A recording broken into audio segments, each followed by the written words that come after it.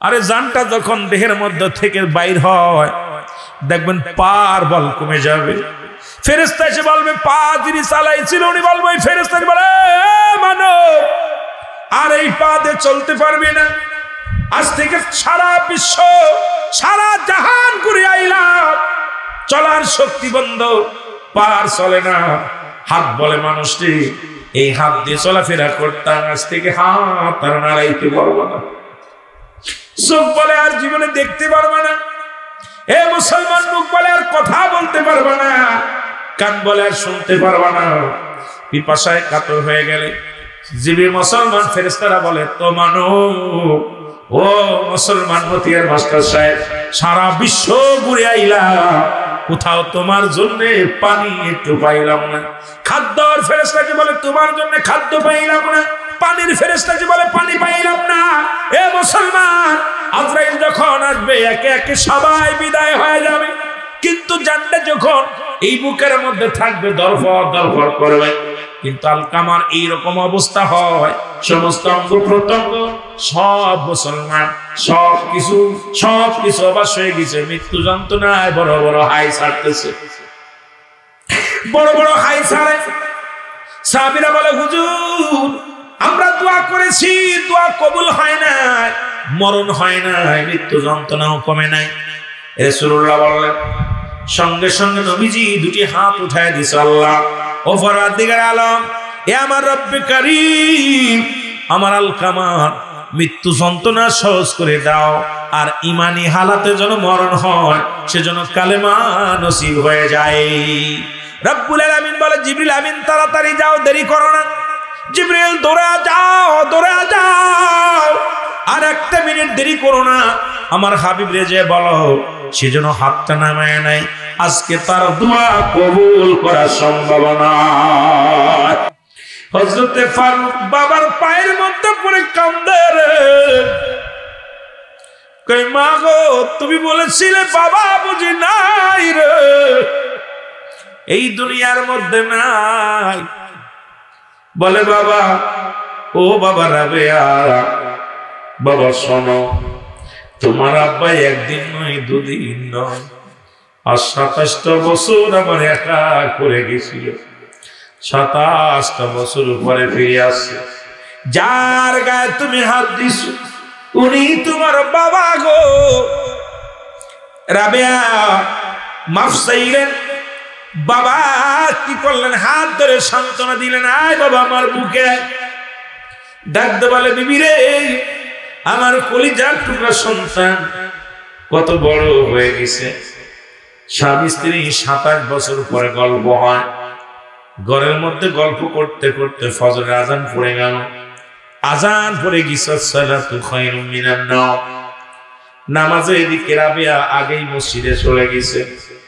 নামাজে বিবি ডাকতে বলে, হে আমার স্বামী, আজান পড়ে গেল, নামাজে আপনি যান, যেহেতু নামাজের সময় হয়ে গেল, ফজর রক্ত হয়ে গেছে, আপনি যান। মুসলমান শুনে নাও, হযরতে ফারুক নামাজ গেলেন, অনেক বড় কাতার, মসজিদটা পুরো পরিপূর্ণ ভরে গেছে, আর পিছনে যায় ফারুক বারান্দার কাতারে দাঁড়িয়ে গেছে নামাজে। নামাজে কোরআন তেলাওয়াত করে রাবেয়া, নামাজে কোরআন তেলাওয়াত করে সুন্দর দোয়া করলেন, নসিহত করলেন। ফারুক বড় হওয়ার কারণে, বয়স বাড়ার কারণে দূরের কিছু দেখতে পায় না।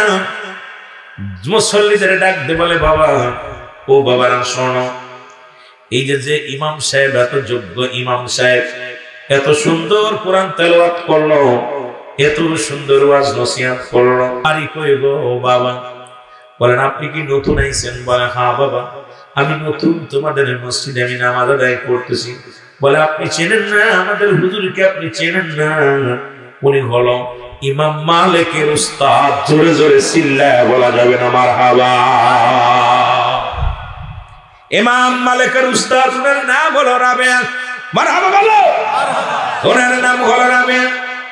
ওনার বাড়ি এই মক্কা মদিনায়, এই বাংলাতে, এই মক্কা মদিনার জমিনে উনার চাইতে বড় আলেম এই জমিনের মধ্যে নাই, উনার চাইতে বড় আলেম এই মহল্লার মধ্যে কেউ নাই।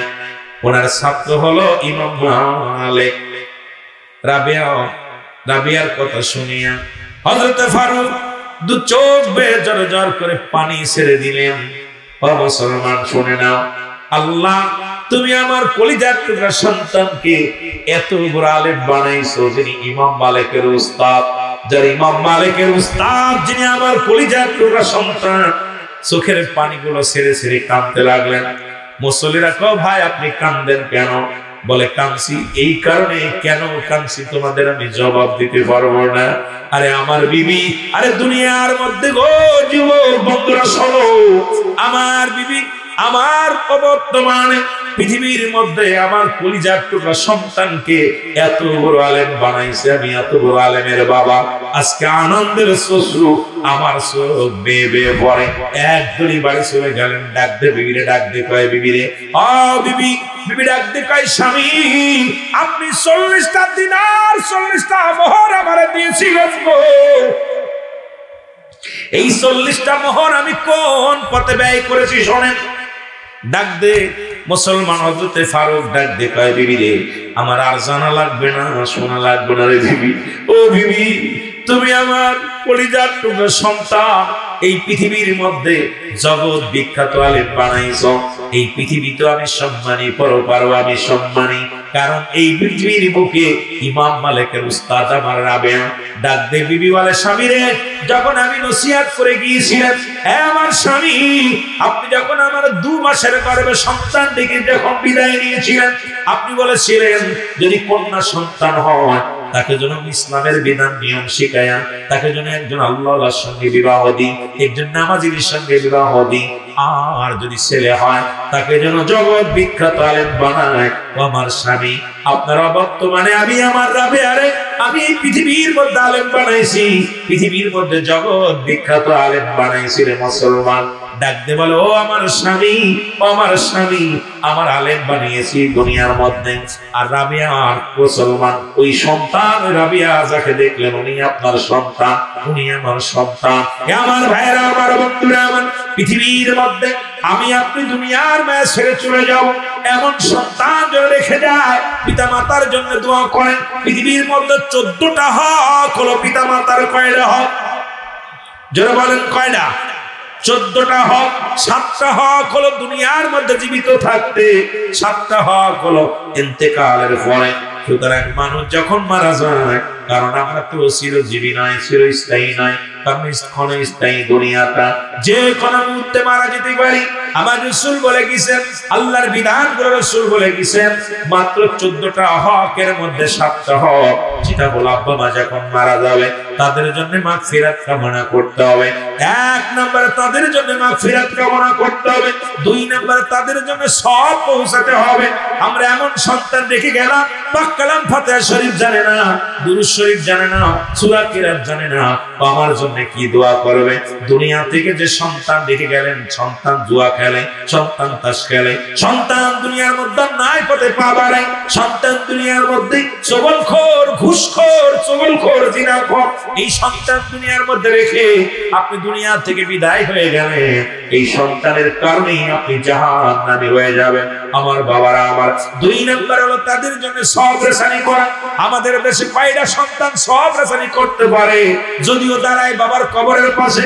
মুসলমান বাবারা আমার, ও যুবক, দেখলে চেনা যায় না মুসলমান না হিন্দু না খ্রিস্টান। সুতরাং এমন সন্তান পৃথিবীর মধ্যে রেখে যান, যে সন্তানগুলো আপনার পাশে দাঁড়ায়া দাঁড়ায়া, কবরের পাশে দাঁড়ায়া দাঁড়ায়া। 7 নম্বর হলো পিতামাতার কবরটা জিয়ারত করা। কিন্তু আমার দেশে অসংখ্য যুবক আছে, তারা বছরও একদিন যায় না, 6 মাসও একদিন যায় না। অনেক সন্তান আছে রে বাবা, 2-4 বছর পার হয়ে গেছে, আব্বা মার কবরের পাশে যায় না। ওই কবরে, আব্বার কবরে দাও দাও করে আগুন জ্বলে, মার কবরে দাও দাও করে আগুন জ্বলে গো। কিন্তু আমাদের সন্তানগুলো যায় না। যদি আপনি আপনার সন্তানকে ইলম শিক্ষা দিতেন, যদি আপনার সন্তান ইসলামের নিয়ম বিধান জানতো, আপনার সন্তান প্রতি সপ্তাহে প্রতিদিন আপনার কবরের পাশে দাঁড়াইতো। আপনার সন্তান কবরের পাশে দাঁড়ায়া চোখের পানিগুলো ছেড়ে ছেড়ে কাঁদছে রব্বির হামহুমা কামা রব্বায়ানি সগীরা জোরে বলেন রব্বির হামহুমা কামা রব্বায়ানি সগীরা। এই জন্য আমি আপনাদেরকে করজোরে দাবি করে যাব, যুব বাবারা, আমার সন্তান আপনার ছেলে মেয়ে আপনার কাছে আমানত রাখছে আমার আল্লাহ, খেয়ানত করার অধিকার আপনাকে দেয় না। সুতরাং আপনার সন্তানকে দিন এলেম শিক্ষা দেন, দিন এলেম শিক্ষা দেওয়া পর অন্য জিনের লাইন পড়ান, অন্য জায়গা যান, যেখানে যাবেন যান, কিন্তু আগে সর্বপ্রথম দায়িত্ব হলো আপনার, দায়িত্ব হলো ও যুবক, আপনার প্রথম দায়িত্ব হলো আপনি সন্তানকে পৃথিবীর মধ্যে আপনি ইসলামের নিয়ম কানুন, ইসলামের বিধানগুলো যখন শিক্ষা দিবেন, এই সন্তান কোনোদিন আপনার বিফলে যাবে না, এই এলেম কোনোদিন বিফলে যাবে না। এর দ্বারা দুনিয়া আখিরাত দুইটাই কামিয়াব হবেন। কারণ কবরের জিন্দেগি যখন কবরে চলে যাবে আপনার জন্য সব জারি থাকবে, সব জারি থাকবে। এই জন্য আমার বাবারা গভীর মনোযোগ, পৃথিবীর মধ্যে আগে মানুষ হতে হবে। মানুষ যদি না হতে পারেন, অমানুষ হয়ে যদি দুনিয়ার মধ্যে জীবন যাপন করেন, কারণ কদিন বাঁচবেন, 40 বছর, 50 বছর, 80 বছর, 60 বছর, এই জিন্দেগি নিয়ে এত বাড়াবাড়ি কিসের? আবাদান আবাদান চিরস্থায়ী যে জায়গা হবে আপনার আমার ঠিকানা, সেই জায়গার চিন্তা করার দরকার আছে কিনা? মুসলমান শুনে না, হযরত আলকামা রাদিয়াল্লাহু তাআলা, আল্লাহু আকবার, উনি মৃত্যু শয্যায় সজ্জিত, মরণ যন্ত্রণায় ছটফট করে। রাসূলুল্লাহর কাছে সাহাবী এসে বলে, ইয়া রাসূলুল্লাহ, ইয়া হাবিবাল্লাহ, নবী গো, নবী, ও নবী, আপনার প্রিয় সাহাবী মৃত্যু শয্যায় সজ্জিত, কিন্তু মরণ হয় না। মরণ যে কত কঠিন রে বাবা। আল্লামা মুফতি আমজাদ আলী সাহেব একটা কিতাব লেখলেন, কিতাবের নাম বাহারে শরিয়াত। এই কিতাবের মাধ্যমে লেখলেন, দুনিয়ার মানুষ শোনো, মানুষ যখন মৃত্যুবরণ করে 70টা তাজা উটের গায়ের চামড়া জবাই না করিয়া উল্টো দিকে টান দিয়া লবণার মরিচ লাগায়া দিলে যতটুক যন্ত্রণা হয়,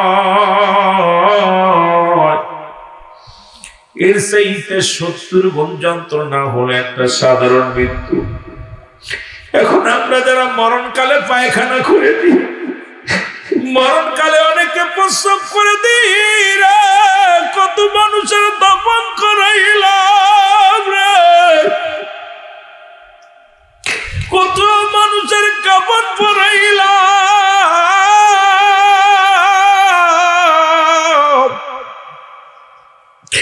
ওই গোসল করাতে যায় দেখেছি রে, আরে গোসল করাতে যায় দেখেছি পায়খানা করে দিছে, গোসল করাতে যায় দেখেছি প্রস্রাব করে দিছে।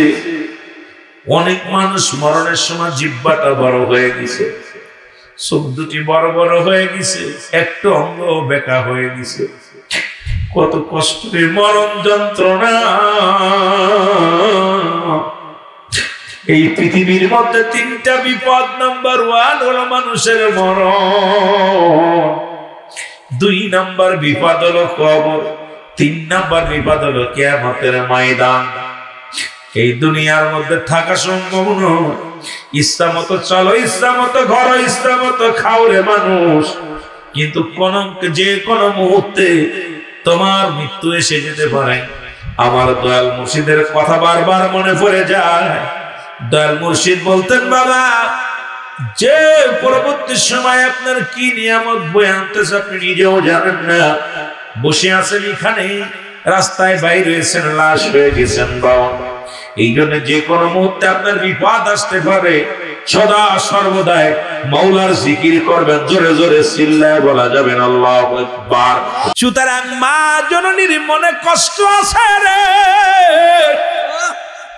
যতক্ষণ পর্যন্ত দুঃখিনী মা ক্ষমা না করবে রে, ততক্ষণ পর্যন্ত নবী গো পৃথিবীর কোন দোয়া আলকামার জন্য কবুল হবে না। আমার নবী দৌড়ায় চলে গেলেন বাড়িতে, সালাম দা সালামু আলাইকুম ইয়া আহলাল বাইত উত্তর আসো আলাইকুম আসসালাম নবী ডাক দেখায় মা ও আলকামার মা ডাক দেখায় নবী আপনি আসেন আমার বাড়িতে আসেন আমার নবী ডাক দিয়ে বলে মা গো ও জনম দুঃখিনী মা মা গো আগে বলো এই পৃথিবীর মধ্যে আমার আলকামা এমন কি অপরাধ করেছে গো মা রে আমার আলকামা পৃথিবীর মধ্যে এমন কি অপরাধ করেছে একবার জানতে পারিনি কয় মুহাম্মদ রে আমার আলকামা জীবনে কারোর কষ্ট দেয়নি আমার আলকামা জীবনে এক ওয়াক্ত নামাজ ছাড়ে নাই রে আরে শুধু নামাজ পড়ো তুমি মাথায় দিয়া ঘোরাঘুরি করো রে বাবার খবর নাও না সব জায়গার টাকা জোটে খবর জোটে রে সন্তান হয়ে বাবা মার প্রতি সুবিচার করতে পারো নাই কারণ আলকামার মা ডাক দেখায় নবী গো আমার আলকামা জীবনে এক ওয়াক্ত নামাজ ছাড়ে নাই জীবনে কাউকে গালি দেয় নাই পৃথিবীর মধ্যে কাউরে কষ্ট দেয় না আমার নবী কয় মা গো তাহলে আমার আলকামা কেন এত মৃত্যু যন্ত্রণা হয় এত কান্নাকাটি করে রে আমার আলকামা জীবনটা বাইরাই না জান বাইরাই না রে আমার আলকামার বড় কষ্ট আমার নবী ডাক দিয়ে কয় মা যদি আমার আলকামা অন্যায় না করে তাহলে কেন এত কষ্ট হয় মৃত্যু যন্ত্রণায় মা ডাক দিয়ে কয় মুহাম্মদ রে বাবা মুহাম্মদ আমার আলকামা সারা জীবন তার বোর পরামর্শ অনুযায়ী চলতো আমি মার কোন কথাকে মূল্যায়ন করতাম না এর যুবক বউ পাইছি বউ তোর এত আপন হয়েছে মার বিরুদ্ধে লেগে যায় ঘরের মধ্যে শুইয়া শুইয়া রে কানের ঘরে মার বিরুদ্ধে কথা কয় বাবার বিরুদ্ধে কথা কয় আমি বলি যুবক বউ ছেড়ে দে দরকার নাই এমন কুটনি বয়ের দরকার নেই মারে কষ্ট দিবে বাবার বিরুদ্ধে অভিযোগ করবে যে বউ মনে করবি রে এই পৃথিবীর মধ্যে তোর কপাল ঘোড়ায় একবার জিগাইবি আরে বাবার আমার মারা যারা শোনো রে মা ও মা শোনো খবরদার খবরদার শ্বশুর শাশুড়ির বিরুদ্ধে তোমার জামার কাছে বলো না কারণ তার কানে বলো না তারে তোমার শ্বশুরের বিরুদ্ধে অভিযোগ করো না আরে বাবার মার বিরুদ্ধে অভিযোগ করো না কারণ তার গর্ভে ধরে নিম্মা বই জন্মদাতা বাবার সঙ্গে শত্রুতায় লাগায় দিও না আরে মুসলমান বাবারা শোনে না আমার নবী ডাক দিয়ে বলে মা মা কই বাবা মুহাম্মদ রে এই পৃথিবীর মধ্যে সব সময় বইয়ের প্রাধান্য দিত বউরে মূল্যায়ন করতো আমি মায়ের কোনো পরামর্শ নিত না মার কথা মূল্যায়ন করতো না এই জন্য আমার অন্তরে বড় কষ্ট আমার ভিতরে বড় কষ্ট লাগছে রে বাবা আমার নবী কয় মা মা তুমি মাফ করে দাও ও মা তুমি মাফ করে দাও না আমার আলকামার মৃত্যু যন্ত্রণা বেশি হয় আমার নবী বলা পর মা আলকামার মা ডাক দে বলে বাবা মুহাম্মদ জীবনে আমি মাফ করতে পারবো না ওর ভিতরে বড় যন্ত্রণা রে মা দোয়া করা লাগে না বাবাই দোয়া করা লাগে না একবার শুধু রাগ নজরে তাকাইলি একবার শুধু গুসা নজরে তাকাইলি তোর জীবনটার 12টা বেজে যাবে রে বাবা মা বাবার সামনে এমন ব্যবহার কর মা বাবার সামনে এমন ভাবে চল মাথা নত করে মার সামনে দাঁড়ায় যা বাবা যখন ডাক দিবে বাবার সামনে মাথা নত করে দাঁড়ায় যা বাবা মা যদি রাজি হয়ে যায় আল্লাহ রাজি হয়ে যাবে রাসূল রাজি হয়ে যাবে তোর কপাল খুলে যাবে এই দুনিয়াতে তুই ভাগ্যবান হবি পরপারও ভাগ্যবান হবি মা বাবার দোয়া নিয়ে রব্বি কারীমের জান্নাতে যেতে পারবি এইজন্য পিতা মাতার বাধ্য সন্তান হওয়ার দরকার আছে কি না আল্লাহ নবী ডাকতে বলে আমার আলকামার মা গো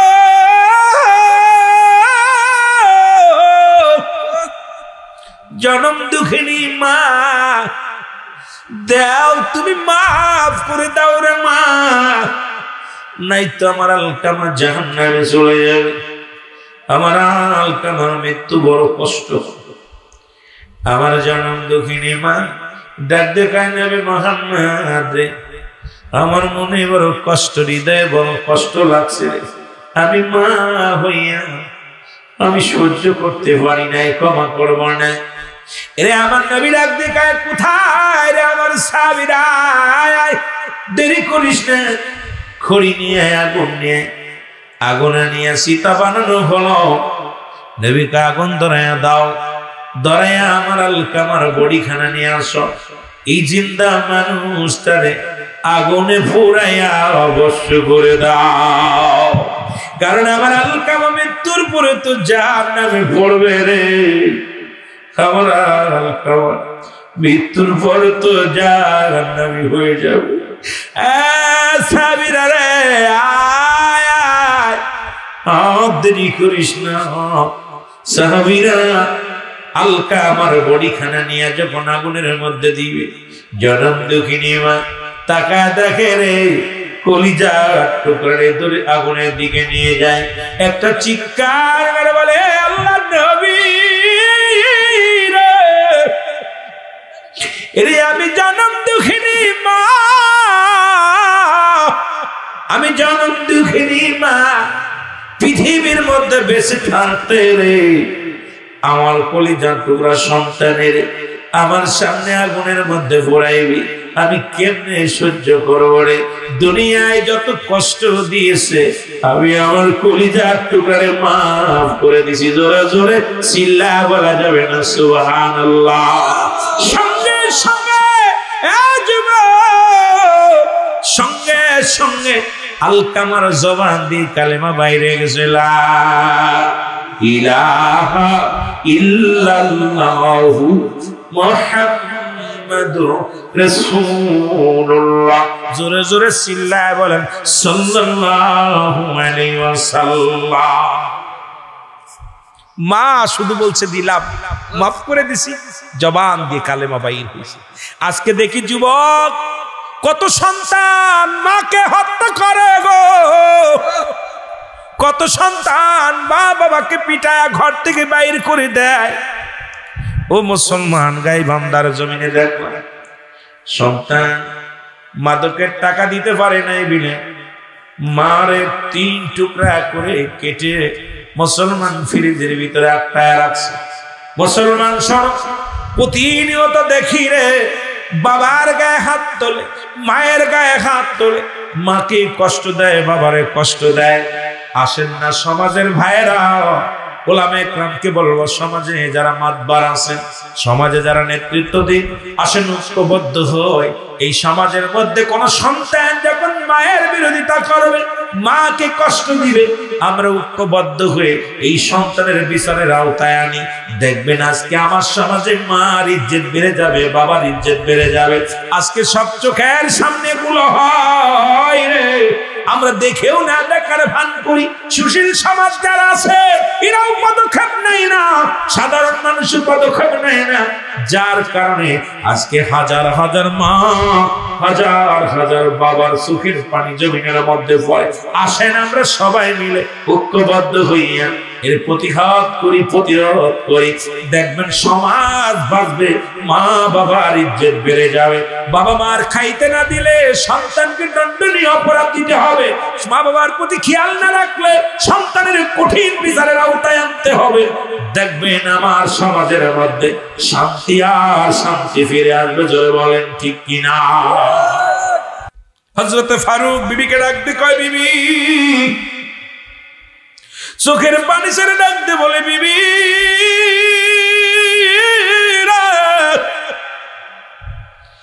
আমি যাব তুর্কিস্তানের যুদ্ধে,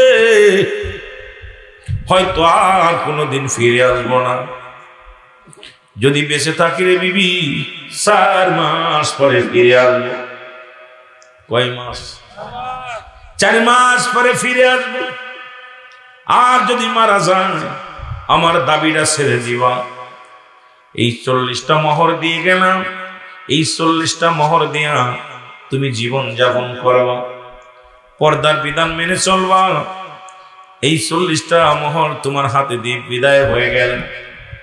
যুদ্ধের সরঞ্জানি গুছাইয়া হযরত ফারুক ঘোড়ার উপরে চেপে বসলেন। যতক্ষণ পর্যন্ত চোখের সামনে রইলেন, বিবি তাকায় তাকায় স্বামীর দিকে তাকায় তাকায় চোখের পানিগুলো ছেড়ে ছেড়ে কাঁদতে লাগলেন। স্বামী একবার হযরত ফারুক পিছন দিকে তাকায় দেখে রে আদরের বিবি আসল দিয়া চোখের পানিগুলো মুছতেছে। আর তাকালেন না, কারণ আমি যদি আবার তাকাই বিবির প্রতি আমার মায়া হয়ে যাবে, রাসূলুল্লাহর প্রতি মায়া কমে যাবে, আল্লাহর প্রতি আমার মায়া কমে যাবে, দ্বীন ইসলামের প্রতি আমার মায়া কমে যাবে। সাদের বিবির প্রতি মায়া যদি করি, দ্বীন ইসলামটাকে আমি রক্ষা করতে পারবো না। যদি সাদের বিবির দিকে তাকায় রাসূলুল্লাহ সত্য ইসলাম, তার প্রতি আমি কি করতে পারবো না। রাসূলুল্লাহ সত্য ইসলামটাকে রক্ষা করার জন্য আমি ভূমিকা রাখতে পারবো না। সুতরাং আর তাকানো যাবে না। ওই সুন্দরী বিবির দিকে তাকাইলে আমি সব কিছু ভুলে যাব না। না, ওই বিবির দিকে আর তাকালেন না। ফারুক চলে গেলেন, বলে ঘোড়া নিয়ে চলে গেলেন। তুর্কিস্তানে যুদ্ধ শুরু হয়ে গেল। তুর্কিস্তানে যুদ্ধ শুরু হয়ে গেল। 4 মাস বিবি অপেক্ষাতে স্বামী আসবে, স্বামী বাড়ি ফিরে আসবে, স্বামী আসবে। 4 মাস পার হয়ে গেল, কিন্তু হযরত ফারুক বাড়ি ফিরলেন না। যারা যারা যুদ্ধের ময়দানে গেছিলেন বিবি পাগলের মতো যায়, খবর নাই। বলে, আমার ভাই, আপনি কি আমার স্বামীর খবর জানেন? আমার স্বামী আমার একা রেখে তুর্কিস্তানের যুদ্ধের ময়দানে গেছে, এখনো ফিরে আসে নাই। 5 মাস পার হয়ে গেল, স্বামী ঘরে ফেরে নাই। আমার স্বামী কি বেঁচে আছে? আপনারা কি বলতে পারেন আমার স্বামী বেঁচে আছে? যুবক বন্ধুরা আমার, 5 মাস গেল, কয়েক বছর পার হয়ে গেল গো। 1 বছর 2 বছর কয়েক বছর পার হয়ে গেল। আল্লাহ পাক 10 মাস 10 দিন পরে এক পুত্র সন্তান জন্ম নিল। জোরে জোরে চিল্লায় বলেন মারহাবা। হযরত ফারুক এসে দেখেন মুসলমান, উনি ঘরের মধ্যে চারিদিকে উনার বাড়িটা ম্যাপ করলে উনি চিন্তা করলেন এই বাড়িটা আমার, কিন্তু আমার বাড়ি তো জীর্ণ শীর্ণ একটা ঘর ছিল, কিন্তু একটা প্রাচীর বানিয়েছে। ঘোড়ার লাগাম টান দে ভিতরে প্রবেশ করলেন। প্রবেশ করার পর দেখে রে ঘরের মধ্যে 4 পায়াল একটা খাটের মধ্যে একজন যুবক শুয়ে আছে। এই যুবকটা দৌড়ে এসে হযরত ফারুককে আক্রমণ করলেন। তুমি আমার বাড়িতে ঢুকছো, কারণ তুমি আমার বাড়ির মধ্যে চুরির জন্য ঢুকেছো। কলার ধরে টানতে নামাইলেন। নামা পর ফারুক বলছে, বাবা তুমি আমারে মাফ করে দাও। জোর হাত করে মাফ চাই বাবারে, আমি মনে করেছিলাম আমার বাড়ি, আমার ভুল হয়ে গেছে বাবা। তখন তেইবান আরো রাগান্বিত হইয়া যুবক বললেন, তোমার বাড়ি বলে দাবি করো, তুমি কে গো? কয়, বাবারে আমার ভুল হয়ে গেছে, এখন বয়স হয়ে গেছে, চোখে কম দেখি, এই জন্য হয়তো ভুল করেছি, হয়তো আমি ভুল করেছি, বাবা আমারে তুমি ক্ষমা করে দাও। হযরত ফারুক বারে বারে ক্ষমা চাইলেন, কিন্তু যুবক জোরে জোরে কথা বলার কারণে পাশের প্রতিবেশী যারা ছিল সবাই আসলেন, আগমন করলেন। ইমাম মালিক তৎকালীন জামানার মুসলমান, শুনে নাও, ইমাম মালিকের মধ্যে হাজির হয়ে গেলেন। এবার এসে দেখেন সব লোকজন সমাগম হয়ে গেলেন। এবার ডাকতে বললেন, তুমি কে? বলছে, বাবা শোনো, তোমরা যে তোমাকে ছাড়ছো না, আমার বাড়ি মক্কা মদিনায়। এর মক্কা মদিনায় আমার বাড়ি। আরে একদিন আমি মসজিদে নামাজের জন্য, জুম্মার নামাজের জন্য গেলাম। ইমাম সাহেব যখন আলোচনা করতেছিল,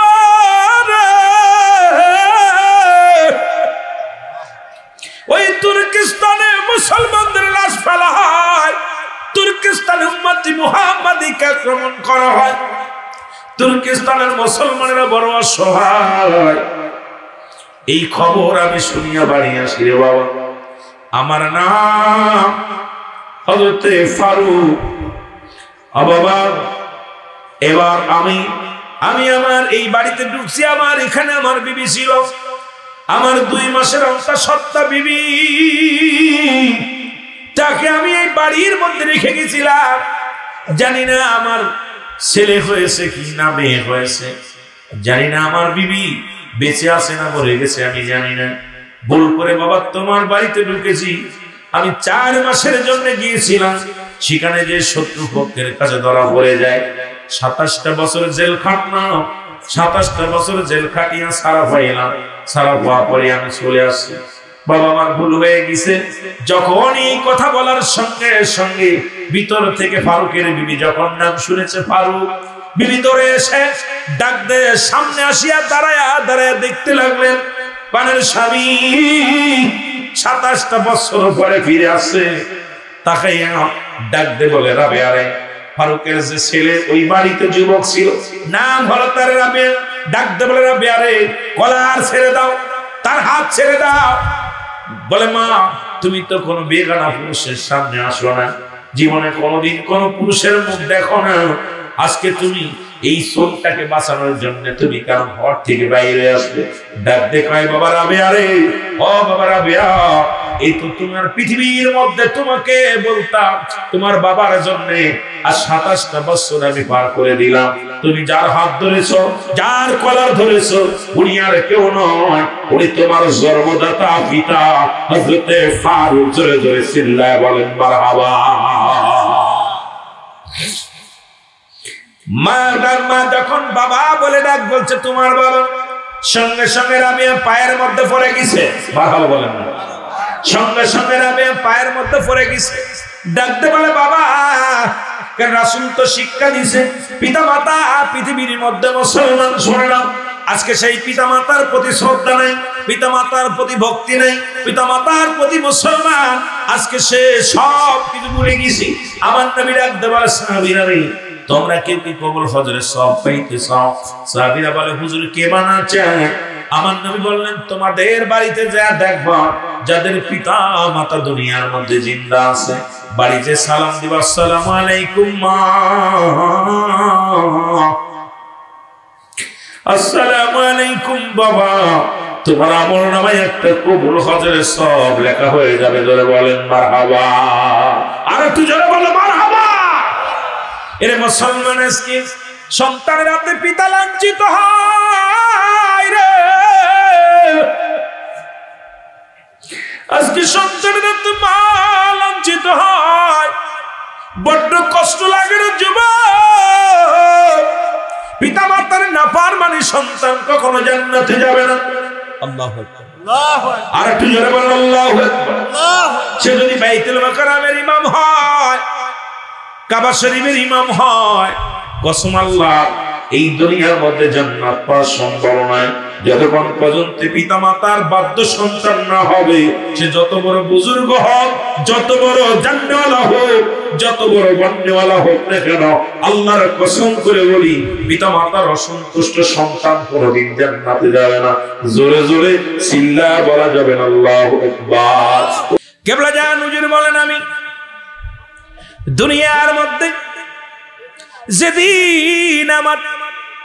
যেদিন আমার দাদারে হারাইলাম আমি এতিম হই নাই, যেদিন আমার মারে হারাইলাম এতিম হই নাই, বাবারে হারাইছি এতিম হই নাই, এতিম হইছি আমি যেদিন আমার মুর্শিদরে হারাইছি।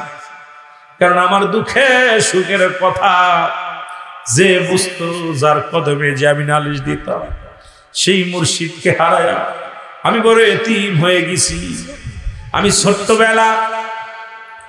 ছোট্টবেলা বাবা গভীর মনোযোগ দিয়া শুনলেন আলোচনা। ছোট্টবেলা আমি আমার পীরের দরবার, আমার যখন বয়স 10 বছর, তখন আমার পীর, আমার হুজুরের নাম হলো, আগে ভালো করে জেনে নি, আমার কাজা বাবার নাম হলো হাসমতুল্লাহ ফরিদপুরি, খাজা মাওলানা হাসমতুল্লাহ ফরিদপুরি। বাবার নাম হলো খাজা মাওলানা আলিমউদ্দিন খান সাহেব। আমার খাজা বাবার পীরের নাম হলো খাজা ইউনুস আলী। জোরে জোরে চিল্লায়া বলা যাবে না মারহাবা। আর একটু জোরে।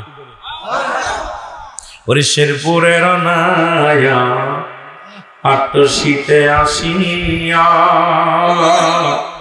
তামাম জাহান পাগল বানাইল রে, বল শেরপুরের নায়াত রশিদ, ওরে তামাম জাহান পাগল বানাইল রে, বলেন তামাম জাহান পাগল।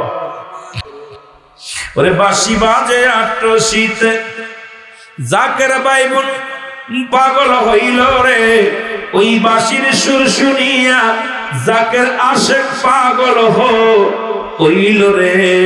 ওরে শেরপুরের নায়া আট্রসি তামাম জাহান পাগল বানাইল রে, বলো তামাম জাহান পাগল। এ মুসলমান গভীর মনোযোগ।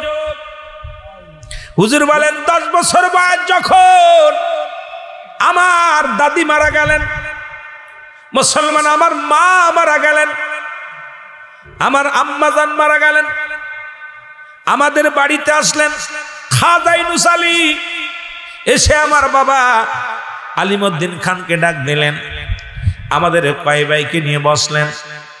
বাবারা আমার বসা পর হুজুরের মুখের দিকে আমি তাকাইলাম। আমি দূর থেকে এসে যখন শুনলাম হুজুর আসছে বাড়িতে, এনায়েতপুরের হুজুর আসছে, খাজা ইউনুস আলী বাড়ির মধ্যে আসছে, এটা দেখি আমি যখন এক নজরে তাকাইলাম আমি পাগল হয়ে গেছি। আমি তাকানো পর নিজের ধৈর্য ধরতে পারি না, এত রূপ, এত চেহারার মধ্যে এত গুণ। আমি তাকায়া তাকায়া যখন ওনার মুখের দিকে তাকাইলাম, কেন যেন একটা খোদাই শক্তি আমার ভিতরে বিরাজ করলো। আমিও ওনার জন্য পাগল হয়ে গেলাম, উনিও আমার জন্য পাগল হলো। আমার আব্বাজানকে বললেন, বাবা উনি কে? বলে আমার কলিজার টুকরা সন্তান। বলে ডাকেন ওনাকে। ওনার নাম কি? বলে ওনার নাম হলো মুসলমান হাসমতুল্লাহ। ডাক দে, বল বাবা হাসমতে দিকায়। আমার দাদু, আপনার দাদু পীর, আমার পীর কেবলা যান আমাকে ডাক দিয়ে আনলেন। আমার মাথায় হাত বলে দিয়ে বলে, বাবা আমার সাথে কি যাবা? আমি তোমারে নিয়ে যাব। হুজুর বলেন, আমি এক কথায় শিকার হয়ে গেলাম। আমি বললাম, জি হুজুর আমি আপনার সাথে যাবো। জোরে জোরে বলেন সুবহানাল্লাহ। হুজুর বললেন, আমি রাজি হয়ে গেলাম। আমার আব্বা জানু বললেন, যান বাবা নিয়ে যান। আমিও গেলাম। যখন 10 বছর আমার হুজুরের কদমে আসলাম, মনে করলাম মা মারা গেছে, এখন বাবা আবার বিয়ে করবে, সৎ মা আসবে, আমি হয়তো ভালো মন্দ খেতে পারবো না। হুজুরের বাড়ি তো হুজুর মানুষ, ভালো মন্দ আসবে, ভালো মন্দ খাওয়াবে। হুজুরের কদমে থাকলে ভালো মন্দ খাওয়া পাবো। যাই হুজুরের কাছে, কসম আল্লাহ একটা দিন আমার পেট ভরে খাতি দেন নাই। 40টা বছর আমি সাধনা করলাম। আমার পীর, তোমাদের দাদু পীর আমার দিয়া গরু পালতো, আমার দিয়া ছাগল পালতো, আমার দিয়া বকরি পালতো, আমাকে দিয়া মাটি কাটাইতো, আমাকে দিয়া মাটি টানাইতো। একসাথে সবাই মিলেমিশে যখন কাজ করতাম, সন্ধ্যার আগে যখন ফিরে আসতাম, খোদার কসম করে বলি সবাইকে বেশি করে খানা দিত, আমাকে সামান্য খানা দিত। আমার মনে বড় কষ্ট করতাম বেশি, খাইতাম কম। আমার হুজুর আমার খানা দেওয়ার সময় সবসময় কম দিত।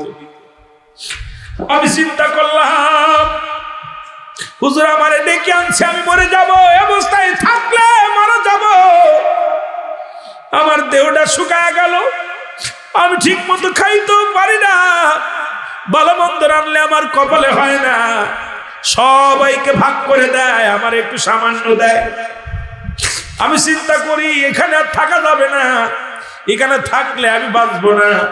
আর রাত ভরে ঘুমাতে পারি না ওই খড় নাড়ার মধ্যে, কারণ আমি যখন বকরি পালতাম ওই বকরির ঘরের মধ্যে বেশি ঘুমাইতাম।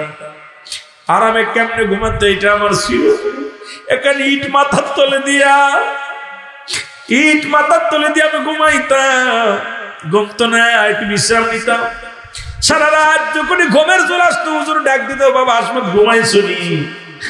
আমি রাগ করে অনেক রাত জেগে জেগে কাটাইয়া শুধু চোখের পানি ছেড়ে কাঁদতাম আর বলতাম, আল্লাহ ইয়া রহমান,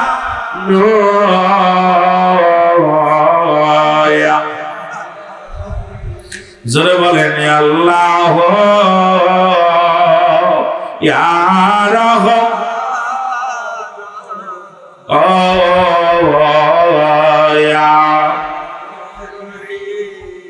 গোনার বুঝ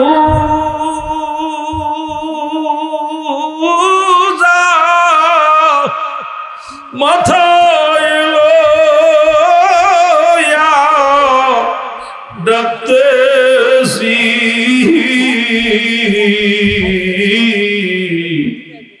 মাফ করে দাও মাবুদ মওলা ইলাহি আল্লাহ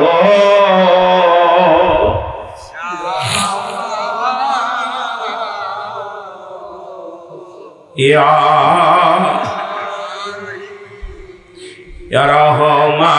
রহমাতাল লিল ইয়া রহমান ওরে তুমি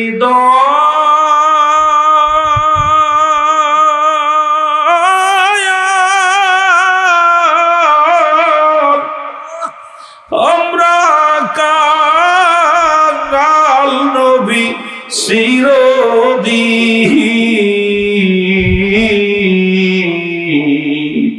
শোধবে না কোনো কালেও তোমার ঋণ রহমাতাল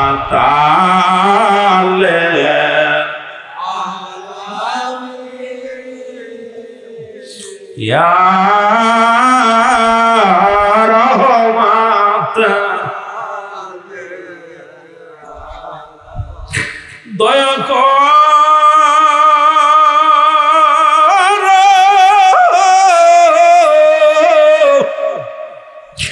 দয়াল নবী আমার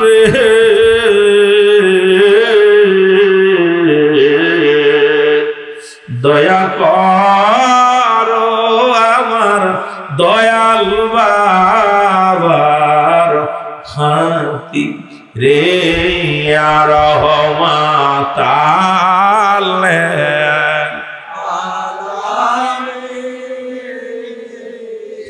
ইয়া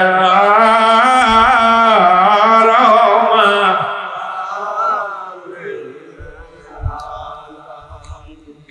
সারা রাত পরে পরে আমি কেঁদে কেঁদে কাটাইতাম রে।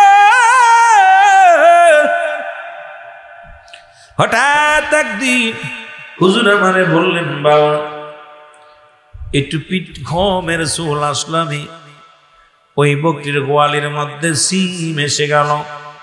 হুজুর এসে আমাকে বললেন বাবা তোমারে কি আমি ঘুমানোর জন্য আনছি বাবা, তুমি কি এত ঘুমাও কেন? মনে বড় কষ্ট লাগলো, ঘুমালাম কই? কারণ গম তো নাই রে, খানা খাইলে খানাও দেয় না, বলে বাবা খাওয়াইতানি নাই, ঘুমাইতানি নাই। আমি বড় কষ্ট পাইলাম। কিছুদিন যাইতে যাইতে আমাকে মোরাকাবা মুসাদের শিক্ষা দিতে লাগলেন। আমাকে বললেন বাবা তোমার আর এনে দূরে থাকা লাগবে না বাবা, আমি তোমারে পাঠাইয়া দিব বাংলার জমিনে, ফরিদপুর জেলা সদরপুরের জমিনে। জোরে জোরে চিল্লা বলা যাবে না আমার বাবা। আমাকে আট্টশির জমিনে পাঠায় দেওয়া হলো। বাবা আমি যখন আসলাম, আমি আসা পাওয়ার পর আশ্চর্য হয়ে গেল। তখন আমি পুরো যুবক মানুষ, এসে দেখি রে বাবা এখানে শুধু মূর্তি বোঝায়, এখানে কোনো নামাজ নাই। ওরে মুসলমান, প্রথম জুম্মার নামাজের মুসল্লি হলো দুজন, ইমাম আলাম আমি। প্রথম ঈদের নামাজে ইমাম আলাম আমি, মজ্জেবাবু মুসল্লি হলো দুজন। আমি যেদিকে তাকাই আমার চারিদিক যেন অন্ধকার মনে হয়, কেন যেন একাকার মনে হয়, কেন আমারে পাঠাইল? এইভাবে দিনের দাওয়াত দিতে দিতে দিতে দিতে জনসংখ্যাও বাড়তে লাগলো। হঠাৎ একদিন একটা টেলিগ্রাম আসলো। এই টেলিগ্রাফের মধ্যে লেখা আমি পাইলাম, আমার দয়াল মুর্শিদ আমারে এতিম বানাই চলে গেছে। জোরে জোরে চিল্লা বলা যাবে আল্লাহ। আমাকে বোঝাইয়া দিবে রে, আমাকে শিখাইয়া মুর্শিদ আমার পাগল বানাইছে বলেন বান্দা বাবা আরো জোরে বলেন মুর্শিদ আমার পাগল ওই আমি মুর্শিদ নামে পাগল হইয়াছি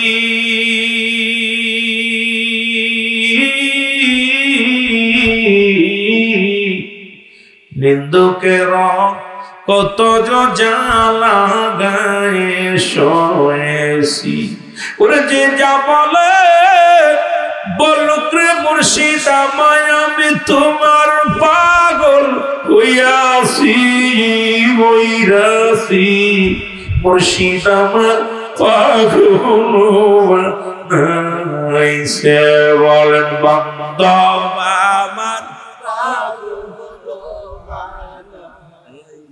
আমায় কে বোঝাইয়া দিবে রে আমায় কে শিখাইয়া দিবে রে বাজান আমার পাগল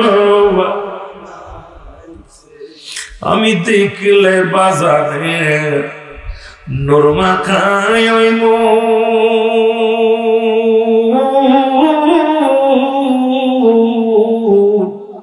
ভুলে যেতাম এ দুনিয়ার সকল দুঃখ ভুলে যেতাম এ দুনিয়ার সকল দুঃখ কোথায় গেলে পাবো বাজানের কোথায় গেলে পাবো বাজানের এতিম হইলাম জগতে আমি এতিম হইলাম তে বান্ধব আমার পাগল বানাইছে আমাকে বোঝাইয়া দিবে রে আমাকে শিখাইয়া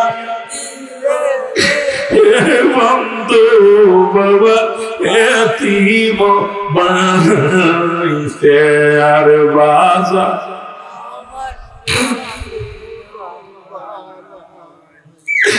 আজ 25 বছর দেখি না বাবার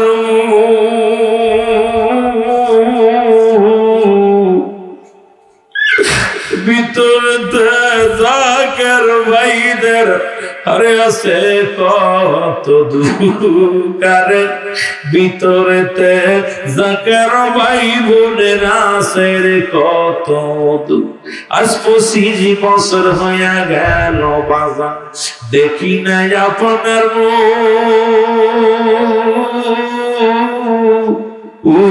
বাজান গো দেখি না আপনার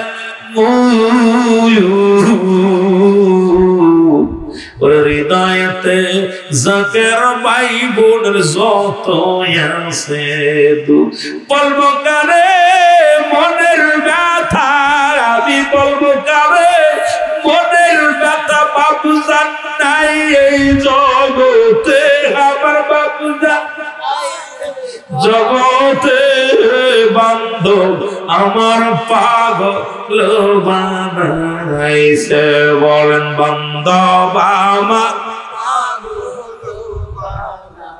আমায় কে বোঝাইয়া দিবে রে আমায় কে শিখাইয়া দিবে রে বান্ধব আমার কেবলা জানেন কথাগুলো বলতে গেলে নিজের দূরে রাখতে পারি নিজের কন্ট্রোল করতে পারি ছোট্টবেলা হারাইছি পীরকে ছোট্ট থেকে ক্লাস 1 থেকে দরবার শরীফ সেই হুজুরের কদমে বারবার গেছি বারবার বেয়াদবি করেছি বুঝতাম না তো এত ভালোবাসা এত প্রেম মুর্শিদ যে এত বড় নয়নের মণি মুর্শিদের পরশমণি এটা আগে খোদার কসম বুঝতে পারি না কত সময় বেয়াদবি করেছে হুজুরের সামনে কি সবাই দেখছে আদবে দাঁড়ায় আছে আমরা দৌড়াদৌড়ি করছি ছোটাছুটি করছি এখন যখন মুর্শিদের কথাগুলো অন্তরে অন্তর ভিতর লাগে ধৈর্য ধরতে পারি না আপনাদের দুয়ার বরকতে দয়ালের কদমে অনেকবার সুযোগ হয়েছে চুমো দেওয়ার অনেকবার হুজুরের কদম মোবারক নসিব হয়েছে কিন্তু ভাগ্যের কি নিয়ে খেলা দয়াল আমাদেরকে এতিম বানায় আজ 25টা বছর চলে গেছে সামনে 26তম ওরস শরীফ 25 বছর হয়ে গেল আমার দয়াল আমাদের এতিম বানাই চলে গেছে, জাকের ভাইদের এতিম বানাই চলে গেছে। এই কথাগুলো যারা মুরিদ হয়েছেন তারা জানেন, যাদের আব্বা নাই সে বোঝে বাবা হারার ব্যথা, যার মা নাই সে বাবা মা হারা ব্যথা বোঝে, যার পীর নাই সে বোঝে পীর হারা ব্যথা। আমার হুজুর বলেন, বাবা আমি পৃথিবীতে সব হারাইলাম, এত ব্যথা পাইনি, কষ্ট পাইনি। যেদিন আমার পীর হারাই গেছে সেদিন আমি পুরো এতিম হয়ে গেছি। এদিন আর আমার কেউ নাই, মনে হলো আসমান জমিনের মধ্যে আমি বড় একাকার হয়ে গেছি। আমার দয়াল পীর বলেন, বাবা আমি খানা ছেড়ে দিলাম, একদিন নয় দুদিন নয় 40টা দিন হয়ে গেল। আমি রাত্রে মনে করি আজকে রাত্রে মারা যাবো, সকাল আর হবে না। সকালে মনে করি রাত্রে, সকালে দিনে মারা যাবো, রাত আর হবে না। রাত্রে মনে করি সকাল হবে না, সকালে মনে করি রাত হবে না। এরকম কেটে গেল বাবা আমার 40টা দিন। শুধু পানি খাইতাম, তোমাদের বড় আম্মা জানা আমার জোর করে একটু পানি খাওয়াইতে, আমি খাইতে পারতাম না। কারণ আমি বেঁচে থেকে হবে কি, আমার মুর্শিদ নাই, আমি আর থাকবো না। প্রতিজ্ঞা করলাম যে আমি দুনিয়া থেকে চলে যাব, কারণ মুর্শিদরে সারা আমি বাঁচতে পারবো না, আমার দয়ালরে সারা আমি বাঁচতে পারবো। এরকম 40টা দিন কাটা গেল। আমার কেবলাদান হুজুরের 40টা পালন করার জন্য, 40টা পালন করার জন্য রওনা দিব। তোমাদের আম্মা জান জাকের ভাইদের নিয়ে, আলেম ওলামাদেরকে নিয়ে নেতপুরে যাব। বড় খবর আসলো 40টা দিন আমি যে 40 দিন বেঁচে আছি, খালি বিছনার সঙ্গে উঠতে পারি না, খালি ইবাদত বন্দেগি করি, আল্লাহরে ডাকি, নামাজ পড়ি, নামাজ আদায় করি, তাসবিহ পড়ি, আর চোখের পানি ছেড়ে কাঁদতে বলে আল্লাহ আমার নিয়ে যাও, কারণ আমার মুর্শিদ জানে নাই আমিও থাকতে পারবো না। আমার মুর্শিদের চরণে আমার নিয়ে যাও, আমার দয়ালের কদম আমার নিয়ে যাও। এগুলো কাঁদতাম, কাঁদতে কাঁদতে কাঁদতে কাঁদতে 40টা দিন পার হলো। এরপরে নৌকা আসলো, নৌকার ভিতর তোমার আম্মা জান আমারে হাতাশিন করে উঠাইলো। উঠানোর পর উঠানে উঠায় নিয়ে গেল। আমি তো হঠাৎ করে নৌকার ভিতর তোমার আম্মা জান উড়তের পর মাথা দিয়া বেউসে পড়ে আসি, একদম মরা মানুষের বসে। কারণ আমি এই অবস্থায় যাচ্ছি, আমার তোমাদের আম্মা জান বড় কান্নাকাটি করতেছিল। কারণ এই অবস্থার পর আমি বলছি আমার নিয়ে যাও, আমার দয়ালের কদমে নিয়ে যাও, 40 পালন করতে নিয়ে যাও। এইরকম নিয়ে গেলাম।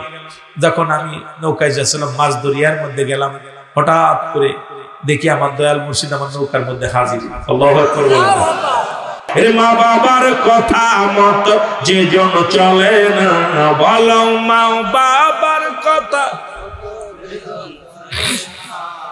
আল্লাহ নবীর দয়া তার জমিনা বাইরে, আল্লাহ নবীর দয়া।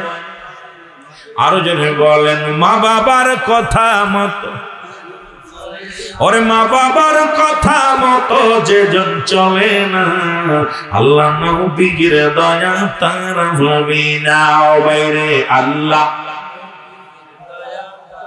মা বাবা অতি আপন, তাদেরকে করো যতন, মা বাবা তোর অতি আপন, তাদেরকে করো যতন। মার কলিজায় দুঃখ দিলে আল্লাহ সহে না, ওই বাবার মনে কষ্ট দিলে আল্লাহ সহে না। আল্লাহ নবীর দয়া তার জমিনা বাইরে। আরো জোরে বলেন, আল্লাহ নবীর দয়া। দুদিনের বিবি পাইয়া তাদের ভুইল না, সুন্দরী বউ পাইয়া তাদের ভুইল না, আল্লাহ নবীর দয়া তার জমিনা বাইরে। আল্লাহ নবীর দয়া। মা বাবার কথা মতো যারা চলে না, বলো মা বাবার কথা মতো যে জন, আল্লাহ নবীর দয়া তার জমিনা বাইরে। আল্লাহ নবীর দয়া। বন্ধুগণ আমার গভীর মনোযোগ, রাসূলুল্লাহ হাত নামা ফেলছে রে। জিবরিল আমিন কয়, নবী গো আজকে আপনার দোয়া কবুল করব না রব্বে করিম, কারণ এই পৃথিবীর মধ্যে যার জন্য দোয়া করেন তার মা এখনো জিন্দা আছে। আল্লাহ এই কথা হোক। জিবরিল আমিন নবীকে বলতেছে, হুজুর আপনি যার জন্য দোয়া করতেছেন তার মা এখনো জিন্দা আছে। মহব্বতের সঙ্গে দুরূদ শরীফ পড়েন, আল্লাহুম্মা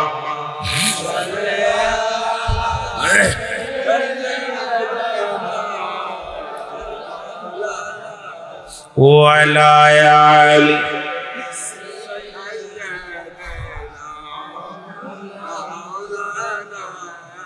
ছেলে মাকে ভুলতে পারে, মা তো ছেলেকে ভোলে না। এই কারণে রোজ হাসরে নবীজি আমায় ভুলেন না। আল্লাহুম্মা সাল্লি আলা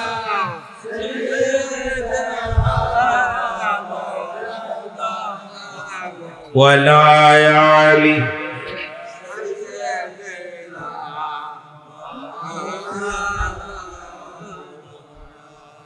আরো জোরে বলেন আল্লাহুম্মা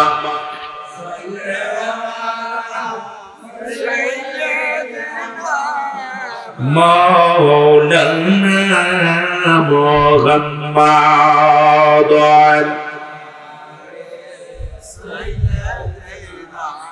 মাওলানা আমরা দম গুনাহগার গো ও নবী আমাদেরকে ভুইল না। আমরা দম গুনাহগার গো ও রাসূল আমাদেরকে ভুইল না।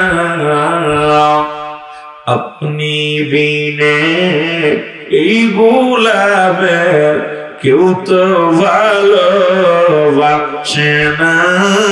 আল্লাহুম্মা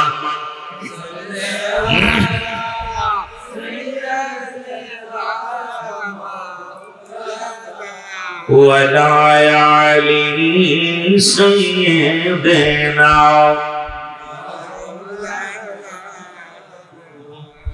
এ মুসলমান, ওদের কি কব, আমি তো দিতেছি না খাবার, তাহলে কেমনে এগুলো চলে রে ভাই? ওয়াজ করার সময় কান্দে কান্দে করি, বাপ মার প্রতি আমরা খবর নেব। এই জন্য ওনরা ওই বিচারের দাবি করবে না, জীবনেও করবে না, কারণ নিজেতে এগুলো করে না। নিজেগুলো করবে না, কেমনে করবে? আমার বাবারা, আজকে যেমন মাদক সেবন বাড়ছে, তদ্রুপ পিতামাতা নির্যাতিত বাড়ছে। এত পরিমাণ মাদকের ব্যবসা আর অনলাইনে জুয়া। এখন বাড়িতে গেলে রাত্রেবেলা যায় সারা রাত ছেলেরা মোবাইল ধরে খেলতেছে, অনলাইনে জুয়া। আরে সরকার, এই অনলাইনে জুয়া বন্ধ করো।